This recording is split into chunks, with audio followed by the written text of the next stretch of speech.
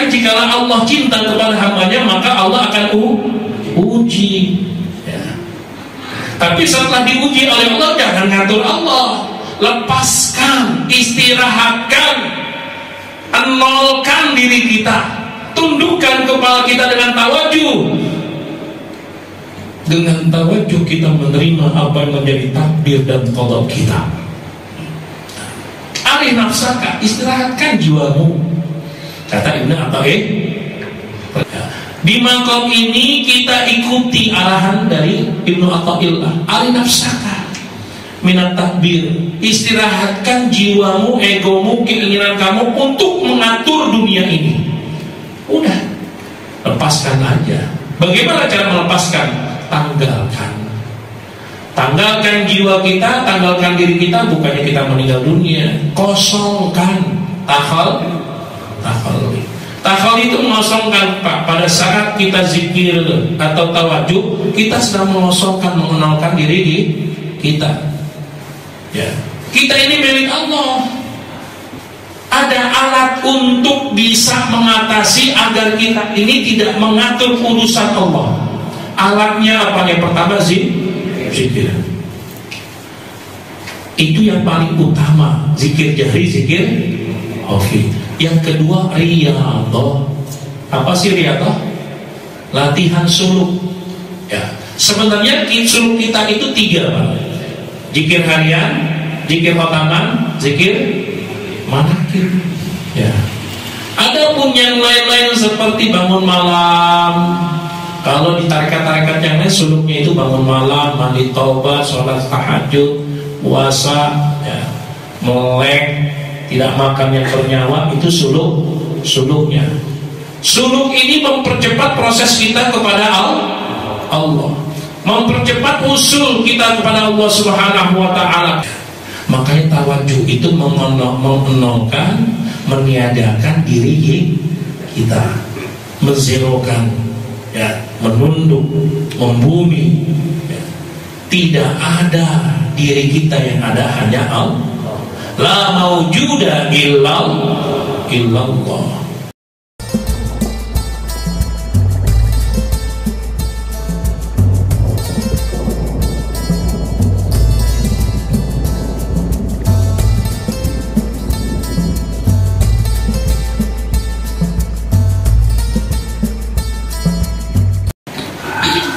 Istirahatkan dirimu atau pikiranmu atau jiwamu dari kesibukan mengatur kebutuhan duniamu.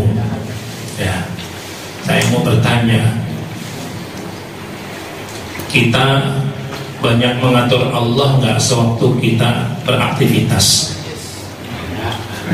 Ada seorang pengusaha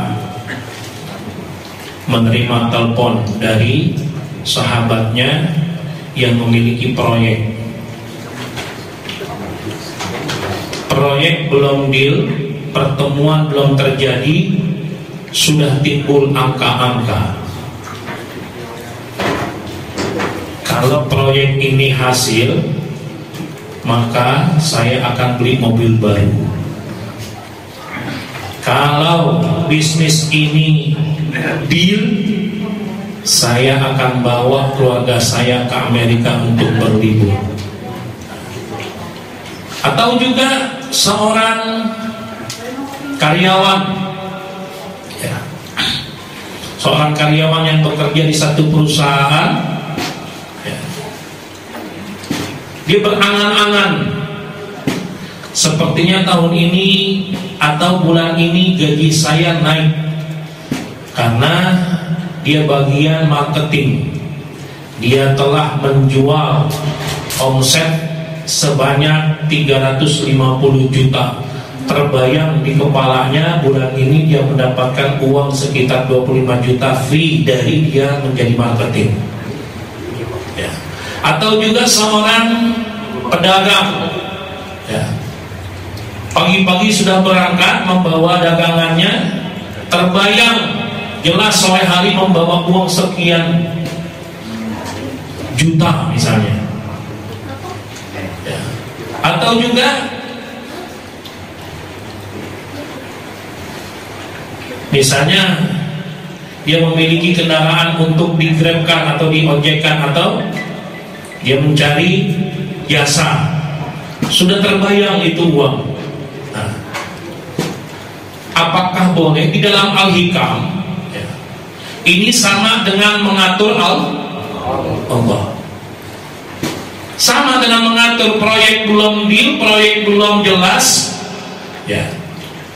Kita tidak bisa menebak apakah tahun depan, bulan depan, hari esok kita bisa mendapatkan hasil yang kita inginkan dan harapkan. Itu belum sesuatu yang terjadi, tapi kita sudah memikirkan, bahkan kita sudah hitung-hitung, bahkan kita sudah rencanakan kalau ada kata hasil saya buat ini, buat ini, buat ini, buat ini.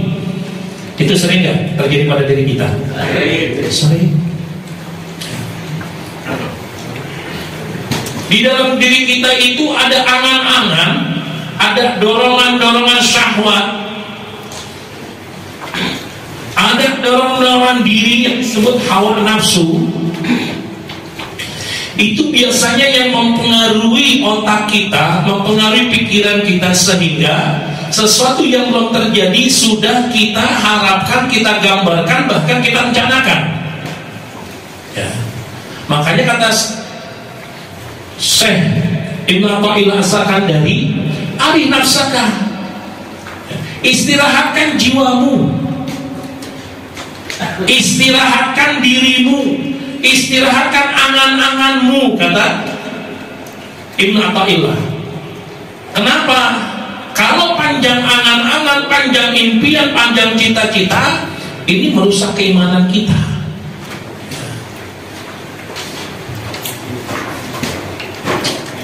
Jadi kata Syekh Ibnu Athaillah As-Sakandari, "Alih nafsaka minat tadbir." Istirahatkan keinginanmu, dirimu, pikiranmu, egomu dari mengatur-ngatur sesuatu yang belum terjadi, yang mana di dalam menggapai kebutuhan duniamu ya.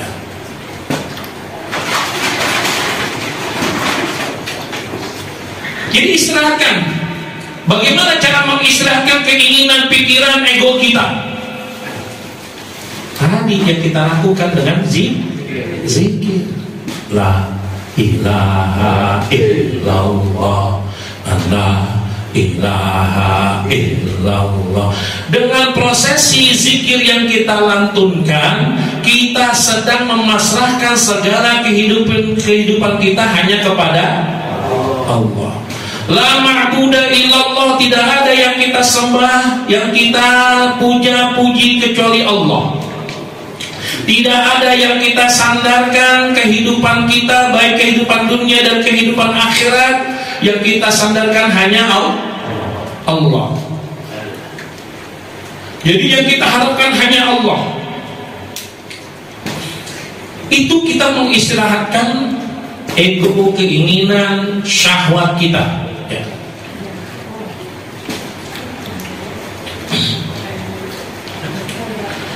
Sehingga angan-angan dan keinginan kita itu dibentengi dengan tujuan kita berharap ridha Allah Subhanahu wa ta'ala. Kita sudah memasrahkan apa-apa yang terjadi, dan kita sudah pasrah diri kita kepada Allah terhadap kejadian demi kejadian, termasuk apa yang menyangkut rezeki kita ya.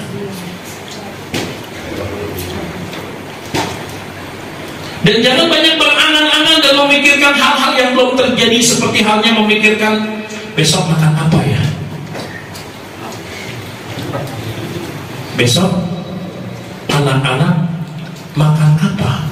Nah, ini memikirkan sesuatu yang belum terjadi.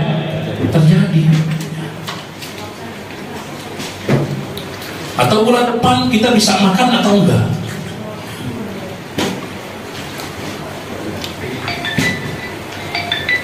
Yang menjadi pertanyaannya, kita sudah dijamin belum sih sama Allah kehidupan kita? Sudah dijamin ya. Bukan hanya manusia yang sudah dijamin kehidupannya oleh Allah, bahkan binatang yang melata pun sudah Allah jamin. Wa ma min dabatin fil ardi illa Allahi rizquha. Segala sesuatu yang ada di bumi itu sudah Allah jamin kehidupannya. Bapak ibu dari proses dilahirkan sampai dewasa. Contoh yang pertama, kita ini tercipta dari segumpal darah. Sewaktu kita diciptakan Allah segumpal darah, apakah kita meminta kepada Allah atau mengatur Allah, ya Allah, saya kepengen hidup dari rahim Fulan bin Fulan? Ada nggak permintaan itu? Ya Allah, ya Rabb, dari segumpal darah saya kepengen jadi laki-laki. Ada nggak permintaan itu? Kagak ada. Dari segumpal darah Allah ciptakan, dari segumpal darah menjadi daging, dari daging menjadi tulang, dari tulang menjadi bentuk. Setelah itu Allah tiupkan ruh. Setelah Allah tiupkan ruh, sudah dijamin oleh Allah. Bukan pada saat dilahirkan atau ditiupkan ruh, Allah jamin semua kebutuhan kita. Bahkan jauh sebelum itu Allah sudah tetapkan kehidupan kita, rezeki kita. Sudah Allah tetapkan di alam azali. Ya. Sama seperti qada dan qadar, ketetapan kita berkumpul di sini sudah ada di alam azali sebelum diciptakan manusia. Sebelum manusia dilahirkan ke muka bumi sudah ada ketetapan itu. Pak Haji Muslim datang pada tanggal 21 Juli 2025 di Masjid Jami Al-Huda. Sudah ada ketentuan ketetapan itu di alam azali jauh sebelum manusia dilahirkan. Bukan hanya itu, bahkan rezeki, ya, rezeki Bapak Ibu sudah Allah tetapkan di alam azali sebelum dilahirkan kita ke muka bumi ini. Bahkan ketetapan siapa orang tua kita sudah ada di alam azali. Bahkan kapan kita wafat, harinya, tanggalnya, waktunya, jamnya, sudah ada ketetapannya.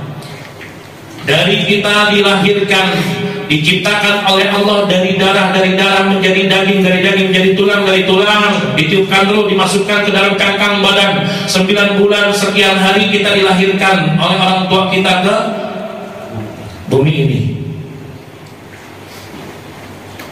Setelah diciptakan, kita dididik, diayomi, disusui oleh orang tua kita. Coba kita perhatikan, pada saat kita masih ada dalam rahim, kok kita bisa hidup tanpa makanan? Allah sudah jamin semuanya. Darah yang mengalir dari rahim ibu itu mengandung makanan untuk bayi tersebut. Allah sudah jamin. Allah sudah tetapkan. Setelah kita mempunyai ilmu, berakal, kita mengatur Allah. Ya, sakit baru sebulan dikasih misal, kasih bisul, udah ngatur-ngatur Allah. Ya Allah, ini sakitnya lama-lama, saya udah gak kuat, ya Allah, sembuhin segera ya Allah. Ya, nyalahin Allah, ya Allah, engkau azab kami.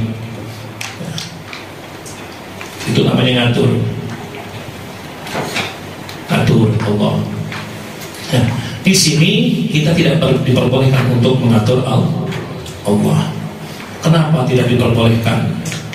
Karena segala ketetapan yang Allah sudah tetapkan, biarkan itu urusan Allah dan wilayah Allah, bukan urusan kita. Bukan urusan kita. Nah, kita hanya ikhtiar. Kita hanya ikhtiar. Ya, misalnya sudah tahu hari ini nggak punya uang, anak-anak kita besok makan bagaimana? Ya besok kita ikhtiar. Bagi mereka yang berdagang, ikhtiarnya berdagang. Bagi mereka karyawan, ikhtiarnya menjadi karyawan. Kalau andai kata mereka pengusaha, ikhtiarnya pengusaha. Kalau andai kata memang mereka itu ikhtiarnya jadi tukang bangunan, ya tukang bangunan. Ikhtiar. Ya. Tapi Ustaz, masalah yang terjadi apakah dengan tidak ikhtiar kita sudah dijamin?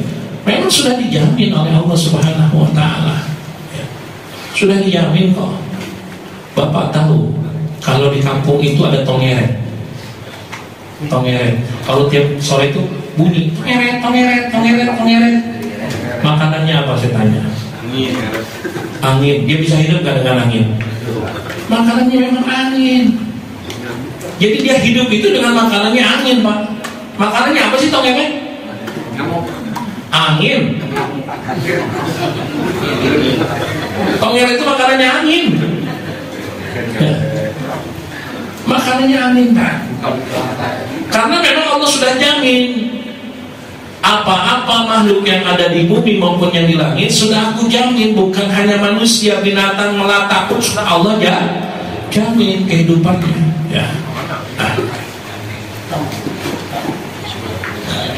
Jadi di sini alih nafsaka minat takbir, istirahatkan dirimu dan jangan mengatur-ngatur urusan duniamu. Ya. Contoh, Bapak diundang oleh Raja Arab Saudi. Diundang. Sewaktu Bapak diundang, udah dijamin belum sama Raja? Udah dijamin. Dikasih tiketnya naik Emirat atau naik Saudi. Sampai sana Bapak sudah dikasih hotel. Di hotel Bapak dijamu. Kesana kemari Bapak diberikan kendaraan. Kalau Bapak jadi tamu yang baik, ngikut apa mau ngatur? Raja, saya mau nginep di hotel yang itu. Raja, ini nggak ada karedok. Saya biasa makan karedok nih, jangan dikasih nasi mandi. Saya nggak masuk mulut saya. Boleh nggak ngatur-ngatur gitu? Atau Raja, saya kepengen. Ya. Misalnya ngatur-ngatur raja gitu kan, ngatur-ngatur raja. Udah diundang oleh raja, dikasih fasilitas, dijamin, makannya pun dijamin, kendaraannya dijamin, istirahatnya pun dijamin. Udah gitu dikasih uang saku oleh raja, tapi ngatur-ngatur raja. Makanannya ngatur, maunya ikan asin, maunya karedok karena dia orang Indonesia, ya kan? Di sana dikasih nasi mandi, ya. Dia nggak mau ngatur-ngatur raja. Raja, saya nggak suka susu, saya mau bajigur. Nah, kira-kira setelah dia dijamin oleh raja, ngatur raja, raja marah nggak? Marah. Itu baru sekelas raja di dunia. Ini raja diatur oleh makhluk yang diciptakannya. Marah nggak? Raja di raja marah. Kata Allah, siapa yang mau ngatur-ngatur gue? Ya, sesuka gue kata Allah. Sesuka Allah. Dikasih sakit meringis, marah-marah sama Allah. Nggak terima, nggak ridho, nggak senang dengan kasih sakit. Contoh, kemarin ada ikhwan dikasih sakit, Ustaz, saya dikasih sakit sama Allah gula, minum obat, baru beberapa tahun minum obat, kena ginjal, harus cuci darah, seminggu 2 kali. Saya diam. Sekarang apakah engkau menikmati? Saya nikmati, Ustaz. Saya senang, saya ridho, saya gembira diberikan ini oleh Allah. Awalnya memang nggak terima. Bagaimana dia bisa menerima, bisa ridho dengan ketetapan dan ketentuan Allah? Karena dia banyak mengingat Allah. Bisa jadi ujian yang Allah berikan sebagai gambaran naik kelasnya dia untuk usul kepada Allah. Terkadang ujian yang Allah berikan, baik kebaikan dunia atau keburukan, baik itu kenikmatan atau tidak nikmat, itu bentuk ujian yang Allah berikan kepada hambanya. Kan jikalau Allah cinta kepada hambanya, maka Allah akan uji, ya. Tapi setelah diuji oleh Allah, jangan ngatur Allah. Lepaskan, istirahatkan, nolkan diri kita, tundukkan kepala kita dengan tawajuh. dengan tawajuh kita menerima apa yang menjadi takdir dan qada kita. Alih nafsaka, istirahatkan jiwamu. Kata Ibnu Athaillah, terkadang jiwa, ego, diri itu ya menjadi hambatan kita untuk usul kepada Allah. Ya. Jadi istirahatkan diri kita dengan banyak mengingat Allah, dengan zikir jahri maupun zikir khafi, agar hati kita, ego kita, jiwa kita tidak mengatur Allah.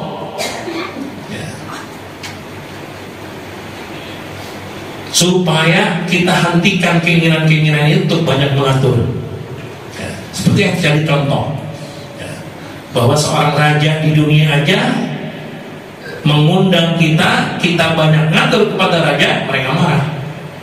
Ya, udah dikasih fasilitas, sudah dijamin makannya, dikasih fasilitas kendaraan pesawatnya, dijamu di sini, dikasih uang, tapi malah banyak ngatur. Ya. Nah, kita akui kalau diri kita banyak mengatur Allah.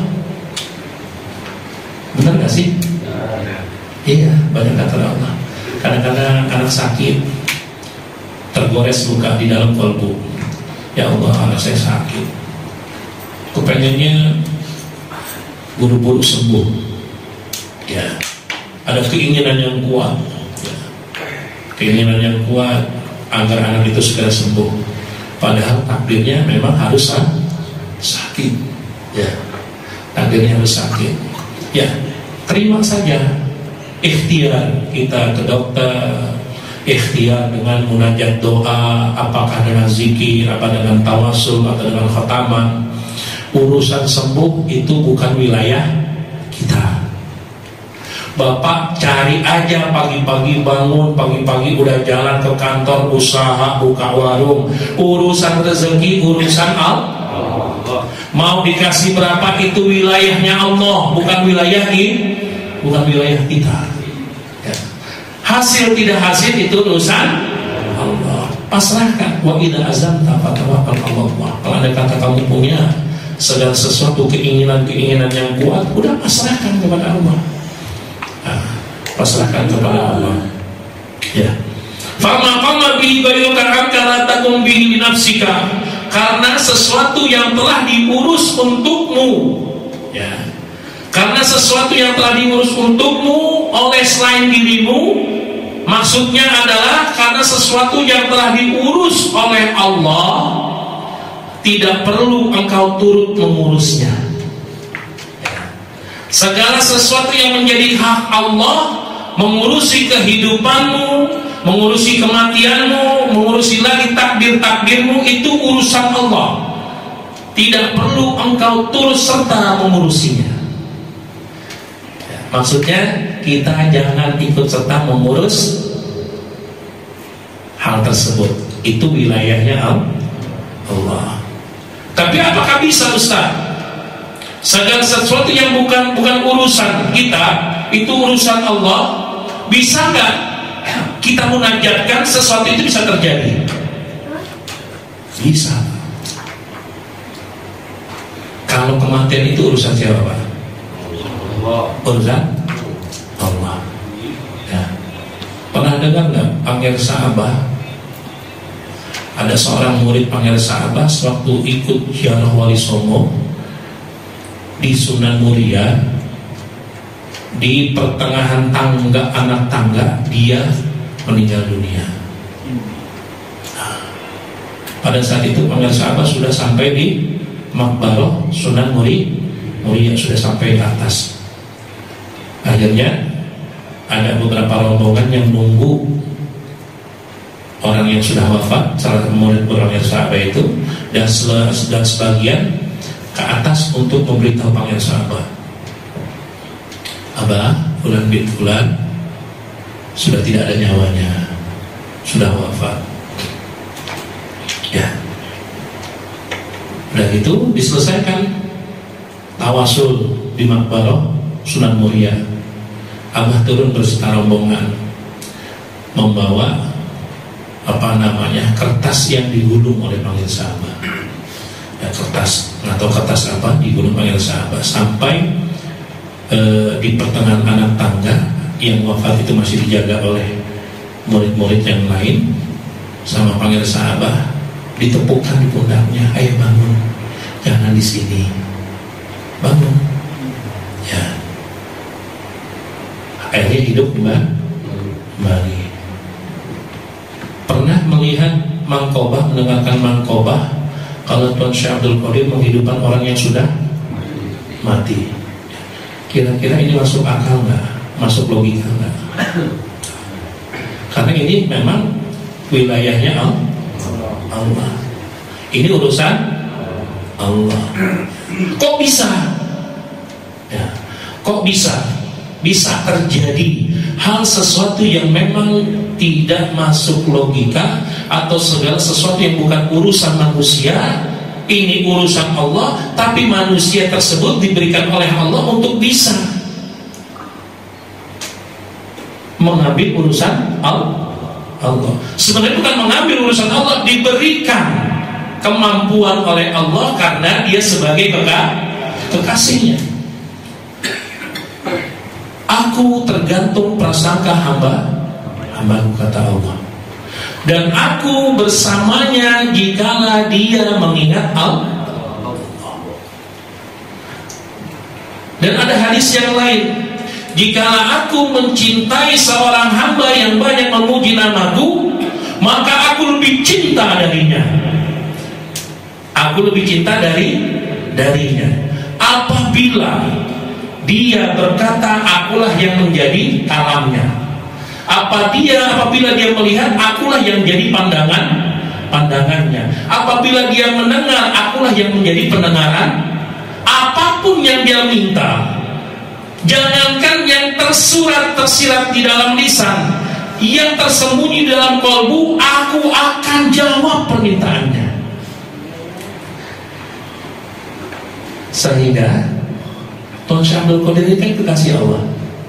Itu hadis, Pak. Ya. Kalau dia mencintaiku, aku lebih mencintainya. Apapun yang dia minta, maka seketika aku akan mengabulkan permintaannya, tidak pernah tertolak. Karena aku sudah senang dengannya, dan dia sudah senang dengan aku, kata Allah. Apa yang menjadi permintaannya, maka akan aku kabulkan. Nah, sehingga tidak aneh, Pak, kalau andai kata ada mangkobah, ya, menghidupkan orang mati. Nabi Isa pun bisa menghidupkan orang yang sudah mati. Dia tidak mengurus urusan Allah. Dia hanya meminta haknya kepada Allah. Karena dia menjadi kekasih yang utama di sisi Allah Subhanahu wa ta'ala, apa yang tersirat di dalam kalbunya Allah akan kabulkan. Ya, maka Tuan Syekh Abdul Qadir menghidupkan orang mati dengan apa? Biiznillah. Kalau biiznillah itu Nabi Isa alaihissalam menghidupkan orang yang sudah mati. Tapi Tuan Syekh Abdul Qadir membangunkan orang yang mati dengan biizni. Bangun dengan izinku. Aku di sini bukan aku Tuan Syekh Abdul Qadir, tapi aku di sini adalah biizni. Pada saat biizni, hatinya sedang terkoneksi kepada, hatinya sedang bersama Allah. Akhirnya kamu kembali. Nah, ini kan wilayah Allah, ya. Tapi Allah berikan hak kepada kekasihnya, disebut dengan karomah. Disebut dengan karomah. Nah, kedua, ada sesuatu yang memang sudah menjadi contoh. Langit, bumi, matahari, rembulan, itu udah diatur oleh Allah nggak? Udah diatur. Ya, kok nggak bisa tabrakan? Memang sudah diatur oleh Allah. Yang mengatur Allah. Nabi Muhammad waktu kecil mainannya itu Pak. Bulan ditunjuk, digeser, pindah ke barat. Dari barat digeser ke utara, dari utara digeser ke selatan. Karena apa? Karena sudah menjadi kekasih Allah, kekasih yang utama. Dulu kalau ada kata kita nonton Wali Songo Pak, Sunan Bonang, tongkatnya diketukan kelapa sawit jadi emas. Bisa itu terjadi nggak? Bisa. Karena dirinya dengan Allah tidak berjarak. Kun ma'allah wa ilam takun ma'allah kun ma'aman ma'allah wa yasiru ila Allah. Dekati aku, cintai aku, kenali aku. Kalau engkau belum dekat denganku, cinta denganku, belum kenal denganku, dekati orang yang sudah cinta dan kenal kepadaku. Siapa? Guru mursyid. Nah, kalau di makom kita jangan ngatur Pak, karena makom kita makom asfal, makom mubtadi, baru belajar dan mengenal Allah. Di makom ini kita ikuti arahan dari Ibnu Athaillah, alinafsaka minat takbir, istirahatkan jiwamu, egomu, keinginan kamu untuk mengatur dunia ini. Udah, lepaskan aja. Bagaimana cara melepaskan? Tanggalkan jiwa kita, tanggalkan diri kita. Bukannya kita meninggal dunia, kosongkan. Takhal itu mengosongkan Pak. Pada saat kita zikir atau tawajuh, kita sedang mengosongkan, mengenalkan diri kita. Ya, kita ini milik Allah dan jangan ngatur pemilik. Ya, kalau andai kata kita milik Allah, biarkan Allah yang ngatur diri kita. Allah mau bolak-balikan kita, mau miskinkan kita, mau kayakan kita, mau sakitkan kita, mau sehatkan kita, itu urusan Allah. Ya. Saat Asep gemuk, ya misalnya saya gemuk, waktu kita ciptakan kepengen gak kita kurus? Nggak ada permintaan itu. Ya. Nggak ada permintaan itu. Nggak pernah kita ngatur-ngatur Allah. Tapi setelah kita dikasih kemampuan, dikasih ilmu, dikasih lagi kesehatan dan apapun bentuknya yang Allah berikan, akhirnya kita banyak mengatur Allah. Karena apa? Di dalam diri kita ada dua musuh yang nyata. Yang pertama adalah bangsa jin yang disebut syaitan, iblis dan lain sebagainya. Yang kedua itu musuh yang ada di luar. Musuh yang kedua yang ada di dalam hawa dan nafsu. Hawa itu dorongan, nafsu itu keinginan atau jiwa. Terkadang jiwa didorong oleh keinginan-keinginan sehingga kita berangan-angan, kepengen nanti punya duit sini, kepengen nanti anak besar, pas begitu wah yang bahagia-bahagia, indah-indah. Ya. Pokoknya enak-enak, yang senang-senang. Innamal usri yusr. Orang menemukan kesenangan, kebahagiaan pasti menemukan kesulitan. Ya. Orang yang kaya raya, seorang bilioner, dia pasti hidupnya dulu susah. Ada juga orang yang kaya raya mendapatkan warisan dari orang tuanya. Orang kepengen bahagia dunia harus capek-capek dulu Pak. Ya. Bapak kepengen hidup enak, bapak kepengen punya restoran, bapak kepengen usaha yang maju, bisa pergi jalan-jalan, bisa lagi umroh berkali-kali, bisa berhaji, ya, dengan haji yang mahal. Jadi setiap tahun bisa berhaji. Itu prosesnya panjang. Diawali dari kesulitan Pak. Tidak ada sejarahnya orang yang memang kaya raya, orang yang memang sudah berhasil untuk dunianya, dia tidak dari bawah, pasti dari bawah. Itu untuk mengejar kebahagiaan dunia. Bagaimana untuk mengejar kebahagiaan akhirat? Ya, butuh susah payah Pak. Dulu Bapak sebelum ditalkin zikir, ujiannya sedikit, benar gak sih? Ujiannya sedikit, padahal ujian tetap ada, tapi gak merasa sedang diuji oleh Allah. Tapi setelah talkin zikir, mendekat kepada Allah, timbul cinta kepada Allah, ujian tapi besar kan? Tambah gede ujiannya. tambah besar ujiannya. Ya, ujian dari harta, diuji dari harta, diuji lagi dari anak, diuji lagi dari istri, diuji lagi dari usaha, uji dari tetangga, uji lagi dari sahabat-sahabat. Ujian terus dari ujian yang Allah berikan kepada kita. Ya. Tapi ada sebab Allah menguji diri kita untuk apa? Sejauh mana cintamu kepada aku, kata Allah. Ya. Sejauh mana cintamu kepada aku, kata Allah. Dulu kamu bahagia, kamu senang, atau dulu kamu tidak pernah mengenalku, kata Allah, dalam kehidupan yang memang kurang bagus hidupmu. Aku uji kamu biasa-biasa saja. Tapi setelah engkau masuk tarekat, mengenal, mendekat, cinta kepadaku, semakin engkau cinta dan mengenal kepadaku, aku uji jauh lebih besar ujian yang aku berikan. Sejauh mana cintamu kepadaku, kata Allah. Apakah kita semakin mendekat atau semakin menjauh? Ya. Apakah kita semakin cinta kepada Allah atau semakin menjauh kepada Allah? Nah, ada alat untuk bisa mengatasi agar kita ini tidak mengatur urusan Allah. Alatnya apa? Yang pertama zikir. Itu yang paling utama. Zikir jahri, zikir khafi. Yang kedua riyadhah. Apa sih riyadhah? Latihan suluk.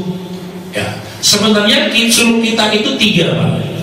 Zikir harian, zikir khotaman, zikir manakib. Ya. Adapun yang lain-lain seperti bangun malam. Kalau di tarekat-tarekat yang lain suluknya itu bangun malam, mandi taubat, sholat tahajud, puasa, ya, melek, tidak makan yang bernyawa, itu suluknya. Suluk ini mempercepat proses kita kepada Allah, mempercepat usul kita kepada Allah Subhanahu wa ta'ala. Kemarin di rumah kami di markas Pusat Surya Raya ada riyadhah, zikir khotaman. Tadi khotaman yang tadi kita bacakan tuh singkat, Pak, 3, 5, 7. Ada yang 3 kita baca, ada yang 5, ada yang 7. Nah, itu kalau ada kata kita khotaman tam itu khotaman full. Kalau kita mulai ba'da isya, selesai itu jam 3. Bahkan jam 3 enggak selesai juga. Karena yang relatifnya 16.641. Ya. Kulhunya aja 500 ya. Kulhunya 500, sholawatnya 100. Setelah Fatihah baca sholawat 100, baca Alam Nasrah 80, baca kulhu 500. Sholawat lagi baca sholawat lagi 100. Setelah Fatihah baca Allahumma ya qadiyal hajat 100, sampai Allahumma ya qadiyal hajat, Allahumma ya qadiyal mat, Allahumma ya nafi'al baliyat, sampai ya arhamar rahimin itu 100. Baca lagi Fatihah, habis Fatihah baca sholawat 100, lahula 500. Itu sampai yang latif 16.641 sekian. Itu selesai jam 3. Untuk apa kita riyadhah itu? Yang pertama, di situ banyak mengandung doa. Segala sesuatu tidak dikaitkan dengan doa kita lemah. Karena doa silahul mukminin. Doa itu senjatanya orang yang beriman. Kekuatan kita adalah zikir dan doa. Tanpa doa lemah kita, Pak. Ya. Musuh kita itu lebih canggih dari kita. Musuh kita siapa? Iblis. Lebih canggih. Iblis itu bangsa jin. Lebih lama hidupnya dibanding kita. Lebih dulu dia menjadi penghuni surga. Hafal Al-Quran, hafal hadis, tahu makrifat dia, tahu dia hakikat. Dia lebih canggih, lebih jago, lebih mahir daripada kita. Cuman satu kesalahannya, aba wastakbar. Enggak patuh, enggak taat, enggak tunduk atas perintah Allah untuk menghormati Adam. Wastakbar. Apa itu wastakbar? Sombong. Sombong itu pakaian siapa, Pak? Pakaian Allah. Kalau pakaian Allah dipakai makhluk, kira-kira sopan nggak kita? Punya akhlak nggak? Kurang ajar nggak? Al-Mutakabbir itu hanya Allah yang boleh pakai, yang maha sombong. Sombong amat sih Al-Mutakabbir. Makanya ada satu hadis, tidak akan pernah masuk surga yang mana dan kolbunya ada sebesar biji sawi sifat sombong. Tak akan pernah masuk surga, karena sombong itu pakaian Allah. Makanya kesombongan itu bisa ditundukkan, dilunakkan dengan tawajuh. Ya, tawajuh itu apa sih? Membumi, Pak. Orang tawajuh itu nunduk. Ada nggak orang sombong nunduk? Ada nggak, Pak? Orang sombong nunduk. Lagi nunduk sombong amat sih, Pak.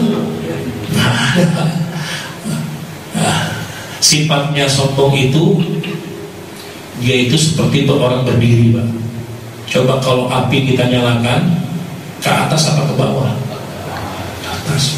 Nggak akan pernah mau tunduk. Ya, itulah sifat iblis. Ya. Makanya tawajuh itu mengenolkan, meniadakan diri kita, menzerokan, ya, menunduk, membumi. Ya. Tidak ada diri kita yang ada, hanya Allah. La maujuda illallah. Tidak ada yang kita miliki kecuali milik Allah. Tidak ada kekuatan yang kita miliki kecuali kekuatan Allah. Bukti nyatanya apa? Bapak disuruh sholat, hayya 'alas shalah, jawabannya la haula. Apa sih arti la haula? Tidak ada kekuatan yang kami miliki kecuali kekuatan. Berarti kita bisa sholat karena diperjalankan sholat oleh Allah. Kita bisa datang ke Masjid Al-Huda untuk zikir istighosah, diperjalankan jiwa jasmani kita oleh Allah. Badan mah tergantung ruh, Pak. Badan tergantung. Kira-kira menggerakkan badan Bapak, apakah badan bisa jalan sendiri tanpa ruh? Apakah kaki bisa jalan sendiri kalau nggak ada ruh? Ya, orang pada takut, Pak. Ruh sudah berpisah dengan badan, tapi badan masih bisa bergerak, berjalan. Karena yang menggerakkan, yang memperjalankan badan adalah ruh. Ruh di dalam genggaman Allah. Sewaktu ruh itu sudah bersama yang maha menggenggam dan yang maha mengatur, maka badan kita akan turut serta seperti turut sertanya ruh yang sudah pasrah di dalam genggaman Allah. Bapak kalbu hidup, dong, tawajuh. Sewaktu Bapak dalam keadaan tawajuh, Bapak sedang memasrahkan diri kepada Allah. Bapak sudah tawakal kepada Allah. Pada saat sudah ikhtiar dunia, hasil yang kita inginkan belum tercapai, tundukkan kepala kita, tawajuh kepada Allah. Karena semua itu yang mengatur Allah.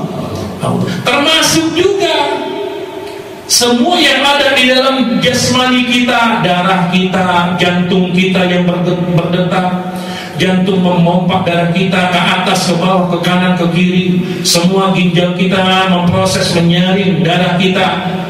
Pernah nggak sih kita nyuruh-nyuruh itu, Pak? Jantung, saat ini jangan detak dulu ya. Ngatur gitu kan. Ya, atau ngatur. Dong, jangan dulu ambil oksigen. Oksigennya nanti aja malam diambilnya. Mau ngatur gitu, Pak? Ya. Itu memang udah Allah atur semuanya. Ya. Udah Allah atur semuanya, maka kita nggak boleh ngatur Allah. Jadi tak perlu mengatur semua urusan dunia, karena memang sudah Allah tetapkan hak kamu, dan kamu sudah diberikan oleh Allah rezeki dari apa-apa yang telah kamu lakukan. Karena di zaman azali itu sudah Allah tetapkan, baik kehidupan kamu, rezeki kamu, kematian kamu, semuanya sudah Allah tetapkan. Sudah Allah atur siapa yang menjadi orang tuamu, siapa yang menjadi bapak ibumu, bagaimana makanmu, bagaimana kehidupanmu, bagaimana hidungmu, matamu memandang, kupingmu mendengar, langkah kakimu, tanganmu, semua sudah Allah atur. Kalau andai kata sudah Allah atur, maka pasrahkan diri kita, tawakalkan diri kita hanya kepada Allah, ikuti apa keinginan Allah. Jangan mau mengikuti keinginan diri untuk mengatur Allah, karena Allah tidak sudi kalau andai kata kita mengatur-ngaturnya.